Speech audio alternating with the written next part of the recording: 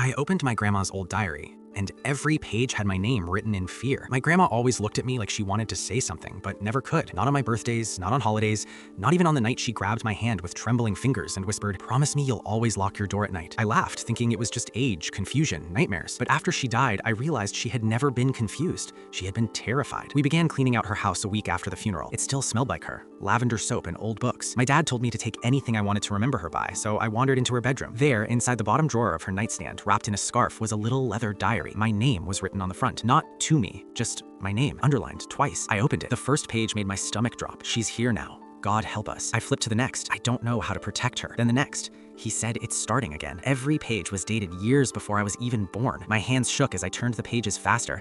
And then my name, Anna, written in shaky handwriting again and again, sometimes circled, sometimes smudged like she'd been crying over the paper. Anna is the one. Anna is in danger. Anna must never know. My breath hitched. Why was my name in a diary written before I existed? I kept reading. He came to the house today. He said a child will be born who carries the same mark, the same curse. He says it will happen in my bloodline. I didn't believe him until I saw her. Her. Who was her? At the bottom of the page was a note. Protect the child with the eyes that see too much. My eyes. I'd heard that phrase before from Grandma every time she stared at me too long. I turned to the next page, blank. Then the next. Blank. Dozens of empty pages until one final entry written years later, dated only 3 months before she died. The ink looked fresh. It skipped her mother. It didn't skip her. I see it now. I see it in the way she watches the dark corners, in the way she wakes up before anyone enters the room, in the way the house reacts when she cries. I felt the room tilt. My heart pounded so loudly I could hear it in my ears. He came back. Those words were underlined, hard. Desperate. I didn't know who he was, but apparently Grandma did. He asked if she was ready, if she remembered. She didn't, thank God. But I don't think we have much time. I slammed the diary shut. The room suddenly felt too cold, too still,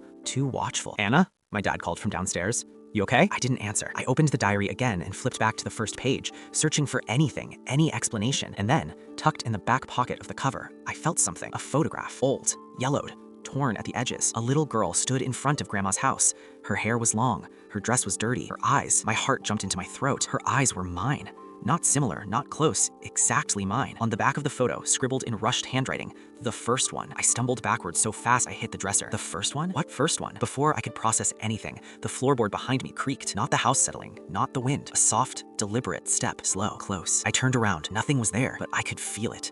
The same presence Grandma always looked over her shoulder for. The same fear behind every page of her diary. The same reason she always told me, "Lock your door at night, sweetheart. Never forget." I looked down at the diary one last time. A line I'd missed earlier stood out like it was glowing. "When she starts reading this, he will come." And in that moment, with the air turning colder and the house suddenly too quiet, I finally understood why my name was written in fear and my Grandma never dared to tell me the truth.